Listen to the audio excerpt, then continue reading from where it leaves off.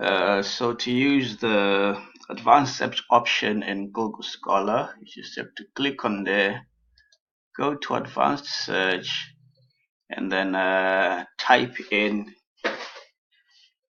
the input that you want to get from the search engine. So I've put in entrepreneurship, student experiences, with at least one of the words benefits, challenges, or perceptions.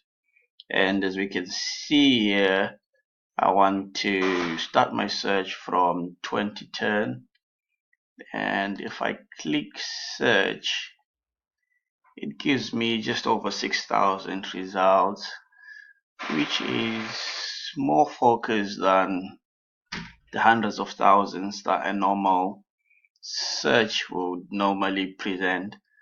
But as well, as you can see there, it's interesting to see like it's created a Boolean query there. But just a quick comparison to someone. As you can see here, there is this button here for advanced search just underneath the query box there.